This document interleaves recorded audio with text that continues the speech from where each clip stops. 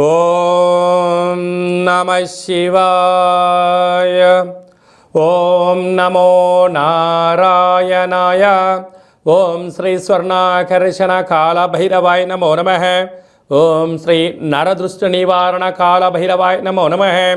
ఓం గణానాం త్వా గణపతిం అవామహే కవిం కవేనాపవస్రవస్తవం జ్యేష్ఠరాజం బ్రహ్మణస్వత ఆన శృణ్వన్నోతభిస్సీదసాదనగం శ్రీమహాగణాధిపతయే నమః. ఓం ఆదిత్యాయ సోమాయ మంగళాయ బుధాయ చ గురుశుక్రశనిభ్యశ్చ రాహవే కేతవే నమో నమః. హరి ఓం. మా ఛానల్కి స్వాగతం. చూస్తున్న వీక్షకులకు ప్రేక్షకులకు ప్రియ కాళభైరవ భగవద్బంధులకి స్వాగతం పలుకుతూ మమ్మల్ని ఎంతగానో ఆదరిస్తూ ఉండబడినటువంటి ప్రియ సోదరి మనులకు అందరికీ, సనాతన ధర్మ సంరక్షకులకు అందరికీ కూడా నూతన తెలుగు ఉగాది పండగ శుభాకాంక్షలు. శ్రీ క్రోధినామ సంవత్సరంలో అందరికీ నిండు నూరేళ్ల ఆయురారోగ్యాలను ప్రసాదించాలని, వారాలు 7, తిథులు 15, నక్షత్రాలు 27, రాసులు 12, లగ్నాలు 12, మహర్దశలు 9, అలాగనే షడ్రుచుల సమ్మేళనమే 6 ఋతువులతో కూడుకున్నటువంటి తీపి, కారం, పులుపు, చేదు, వగరు అనేటువంటిది ఎలా ఉంటుందో మనిషి జీవితంలో కష్టాలు సుఖాలు ఎప్పుడు ఉంటాయి. ఎవరి జీవితంలో కూడా ఎప్పుడు కూడా పూర్ణిమ శాశ్వతం కాదు, అమావాస్య అనేటువంటిది ఎప్పుడు అడ్డంకి కాదు అని చెప్పి గుర్తుపెట్టుకోవాలి. కనుక ఈ 360 రోజులు ఈ క్రోధినామ సంవత్సరంలో 30 సంవత్సరాల తర్వాత శని భగవానుడు తన సొంత గృహంలో ఉండగా వచ్చినటువంటి క్రోధినామ సంవత్సరం కావడం వలన అందరికీ నిండు నూరేళ్ల ఆయురారోగ్యాలని, విద్య, ఉద్యోగ, వ్యాపార, రాజకీయ, సేవారంగ కార్యక్రమాల్లో అన్నింటా విజయం సాధించాలని కోరుకుంటూ ఈ సంవత్సరంలో అందరికీ తెలుగు ఉగాది పండుగ శుభాకాంక్షలు. ద్వాదశ రాశిలో గ్రహ గమనాన్ని ఒకసారి వీక్షింపచేద్దాం. మేషరాశిలో గురు సంచార స్థితి, కన్యరాశిలో కేతు భగవాను సంచార స్థితి, కుంభరాశిలో శనిచర స్వామివారు స్వక్షేత్ర సంచార స్థితి, మీనరాశిలో రాహు సంచార స్థితితో ద్వాదశ రాశిలో గ్రహ గమనాలు ఈ విధంగా ఉన్నాయి. అలాగనే మనకు 26/4/2024 సంవత్సరంలో అనగా ఈ తెలుగు ఉగాది పండగ తదనంతరమే గురువు మేషరాశిలో నుంచి వృషభ రాశిలోకి నర్మదా నది పుష్కర సందర్భంగా గృహ మార్పు ఉందని చెప్పి గమనించాలి. ఈ క్రోధినామ సంవత్సరానికి అధిపతి రాజు అంగారకుడు. ఎందుకనగా ఈ సంవత్సరము మనకు తెలుగు ఉగాది పండగ మంగళవారం రోజు అవ్వడం వలన, మంగళవారానికి అధిపతి కుజ భగవానుడు అవ్వడం వలన, ఈ సంవత్సరానికి రాజు కుజుడు అవ్వడం వలన నిత్యము అనేక మంది క్రోధము, ఆవేశము అనేటువంటి పరిస్థితుల్లో ఉండడము, ఎర్రటి నేలలు, ఎర్రటి పంటలు బాగా పండడము, అద్భుతమైనటువంటి కందులు, మిరప, ఎర్రటి నేలలు, సంపూర్ణమైనటువంటి ఆహార ధాన్యాల ఉత్పత్తులు చాలా అద్భుతంగా ఉంటాయని చెప్పి కూడా గమనించగలగాలి. కాకపోతే ప్రజలందరూ కూడా ధర్మ మార్గంగా, ఆధ్యాత్మికంగా ఉండడము, తల్లిదండ్రులను, గురువులను, ధర్మాన్ని ఎవరైతే ఆచరిస్తారో వారికి రుణభయం, రోగభయం, శత్రుప్రయం, ప్రమాదాలు తొలగిపోతాయని చెప్పి కూడా గమనించగలగాలి. అలాగనే ఈ సంవత్సరము మంత్రివర్యులు శని భగవానుడు అవ్వడం వలన, ఆ శని భగవానుడు ప్రస్తుత కాలమాన ప్రకారంగా కుంభరాశిలో సంచారము చేయడం వలన ధర్మ మార్గంగా ఎవరైతే ఉంటారో వారికి చాలా మంచి కాలము అని చెప్పి గమనించగలగాలి. తెల్లటి నువ్వులు, విశేషమైన నీలం రంగు పదార్థాలు, పుష్పాలు, పండ్లు, పదార్థాలు, అద్భుతమైనటువంటి ధర్మ పరిపాలనగా, ధర్మంగా, న్యాయంగా, నీతిగా ఉండబడిన వారికి చాలా మంచి కాలం అని చెప్పి గుర్తుపెట్టుకోగలగాలి. ఎవరైతే అధర్మంగా ఉంటారో, అన్యాయంగా ఉంటారో, రాక్షస జీవన విధానంగా ఉంటారో, గతి తప్పిన జీవన విధానం ఎవరైతే అలవర్చుకుంటారో వారికి అనేక ఇబ్బందులు ఉంటాయని చెప్పి కూడా గమనించగలగాలి. ఈ సంవత్సరము పశుపాలకుడు కృష్ణ పరమాత్ముడు అవడం వలన గోవులు, పశువులు సమృద్ధిగా ఆయురారోగ్యాలుగా ఉండడం, మంచి పాడి, మంచి పంట, ఐశ్వర్యము, సుఖవంతమైన జీవనం ఉండడం జరుగుతుంది అని చెప్పి గమనించాలి. కాకపోతే ఈ సంవత్సరము శుక్రుడు అనేక రకాలమైనటువంటి ప్రభావం అధికంగా ఉండడం వలన అనేక మంది నిత్యము రోజు నూతన వస్త్రాలకు, బంగారు ఆభరణాలకు, వజ్ర వైడూర్యాలకు, విలాసవంతమైన జీవితాలకు, ఆధ్యాత్మిక తీర్థయాత్ర కార్యక్రమాలకి మొగ్గు చూపడం జరుగుతుంటుంది. కాకపోతే విచక్షణారహిత జీవితాన్ని పొందడానికి, మద్యమత్తు మాంసాల జీవితాన్ని పొందడానికి ఎక్కువ మంది మక్కువ చూపించే పరిస్థితి ఉంటుంది. కనుక దయచేసి అలా వెళ్లకుండా ఆధ్యాత్మికమైన చింతనతో మీరు ఉండగలిగితే ఈ సంవత్సరము అందరికీ పట్టిందల్లా బంగారం అయ్యేటువంటి యోగ్యత కనపడుతుందని చెప్పి గమనించాలి. వృషభ రాశి వారికి ఈ క్రోధినామ సంవత్సరంలో ఎలా ఉండబోతుందో ఈ వీడియోలో సవివరంగా సంపూర్ణంగా తెలుసుకుందాం. వృషభ రాశిలో ఏ నక్షత్రాలు వస్తాయనగా కృతికా నక్షత్రంలోని 2, 3, 4 పాదాలు, రోహిణి నక్షత్రంలోని 4 పాదాలు, మృగశిర నక్షత్రంలోని 1, 2 పాదములు కలిపితే వృషభ రాశి. అలాగే వృషభ రాశి యొక్క అధిపతి శుక్ర భగవానుడు. వీరికి ఈ సంవత్సరం ఆదాయ వ్యయాలను ఒకసారి క్షుణ్ణంగా పరిశీలించినట్లయితే ఆదాయం 2, వ్యయం 8 అనగా కొద్దిపాటి ఖర్చులు పెట్టే రాశులలో కూడా వృషభ రాశి ఒకటి అని చెప్పి గుర్తుపెట్టుకోగలరు. ఇక్కడ కూడా ₹6 అదనంగా ఉన్నాయి.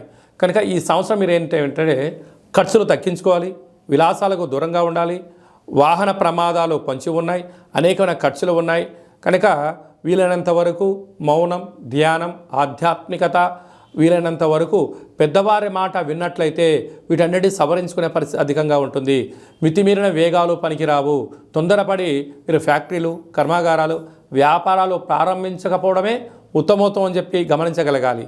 లేకపోతే స్థిరాస్తులు, చరాస్తులు వెళ్ళిపోయి మీరు అప్పుల పాలయ్యే పరిస్థితులు అధికంగా ఉంది. తస్మాత్ జాగ్రత్త. రాజపూజ్యం 7, అవమానం 3. నాయకులకు ధర్మంగా, ధర్మ పరిపాలన, ఆధ్యాత్మిక చింతన కలిగిన వారికి వృత్తులలో, ఉద్యోగాల్లో, వ్యాపారాల్లో అన్నింటా విజయం మీ సొంతమవుతుంది. అది ఏ కాకుండా పెట్టుబడులు ఆచితూచి పెట్టడం ఆలోచించగలగాలి. లేకపోతే పెట్టుబడులు రాక, బ్యాంక్ లోన్స్ అందక, ప్రైవేట్ ఫైనాన్స్ అందక అనేక రకాలుగా మీరు సతమతమయ్యే పరిస్థితి ఉంటుంది. ఇన్ని రోజులు మీరు ఏం చెప్తే అది శాసనమైంది. మీరు ధర్మంగా ఉన్నంత వరకే. అధర్మానికి నాంది పలికారా ప్రతి ఒక్కరు మిమ్మల్ని ఏలెత్తి చూపించే పరిస్థితి ఎదురు చేసుకోకుండా మానవ ప్రయత్నం చేయండి, మీకు అంతా మంచే కలుగుతుంది. అదే కాదు కృతికా నక్షత్ర జాతకులకు ఈ ఉగాది పండుగ నుండి డిసెంబర్ వరకు ఆరోగ్యము, ప్రమాదాలు, సర్జరీలు, రోగాలు, ప్రమాదాలు పొంచి ఉన్నాయి. కనుక ఎంతో సక్రమమైన జీవన విధానం ఏర్పాటు చేసుకోగలిగితే వీటన్నిటి నుంచి అధిగమించే ప్రయత్నం అవుతుందని చెప్పి గమనించాలి. రోహిణి నక్షత్ర జాతకులకు పద్ధతి, కార్యాచరణ ఏర్పరచుకోవడం వలన, ఒక పద్ధతి ప్రకారంగా ఉండడం వలన వీరికి చాలా మంచి కాలం ఉందని చెప్పి గమనించాలి. మృగశిర నక్షత్ర జాతకులకు చాలా యోగదాయకం అని చెప్పి గమనించగలగాలి.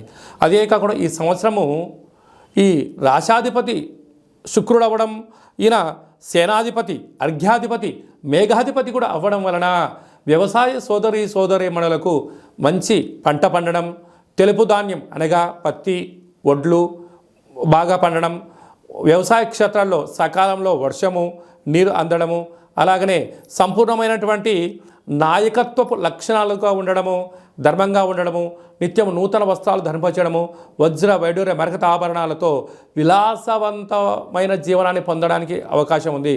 కనుక ఈ వృషభ రాశి వారు రురుకాళ భైరవ స్వామిని స్మరించడం, ధ్యానించడం, ఇంటి ముందర రురుకాళ భైరవ స్వామి యొక్క ముగ్గును ఇంటి ముందర పెట్టుకోవడం వలన వారికి యోగం కలిగి ఐశ్వర్యానికి, ఆనందానికి అవధులు లేవని చెప్పి గమనించాలి.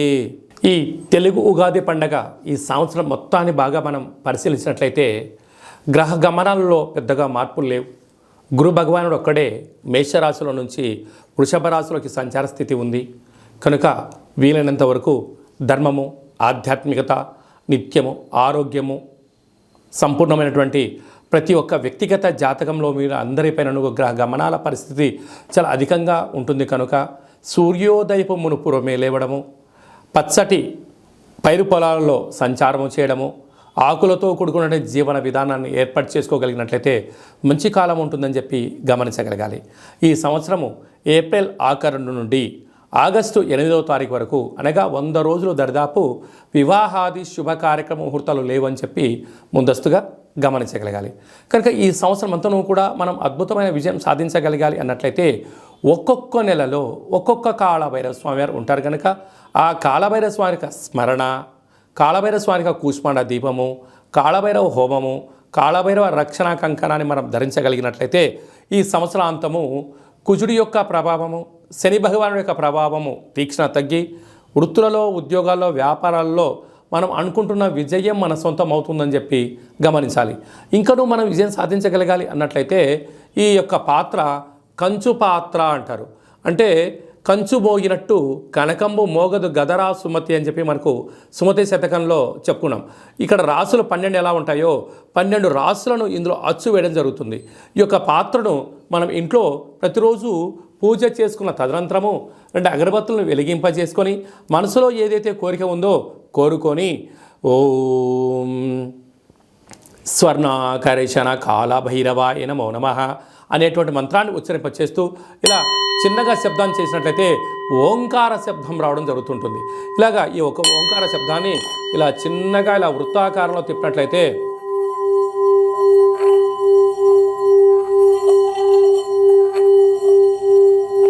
ఈ యొక్క శబ్ద తరంగాల ద్వారా గృహంలో ఉండబడినటువంటి దరిద్ర దేవత బయటికి వెళ్ళి బయట వీధిలో సంచారం చేసేటువంటి మహాలక్ష్మీదేవి అమ్మవారు మన గృహంలోకి స్వాగతం పలుకుతుందని చెప్పి గమనించగలగాలి.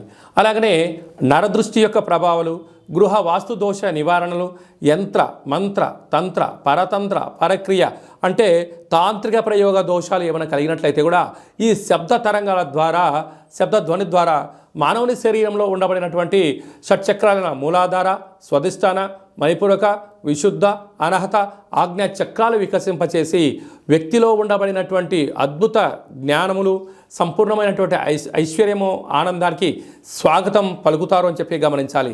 ఈ యొక్క అక్షయ పాత్రతో పాటు కాళభైరవ స్వామి యొక్క ఒక పిరమిడు, కాళభైరవ స్వామి యొక్క కంకణము, కాళభైరవ స్వామి యొక్క విగ్రహము, కాళభైరవ స్వామి యొక్క డాలరు మెడలో వేసుకోవడం కోసము, కాలికి చేకి కట్టుకోవడానికి నరదృష్టి నివారణ రక్షణ కవచాలు, ఇంటి బయట మనము ఉట్టిలో గుమ్మడికాయ ఎలా కట్టుకుంటామో ఆ ఉట్టిని కాళభైరవ స్వామికి సౌభాగ్య ఉట్టిని కూడా మీకు అందజేయడం జరుగుతుంది.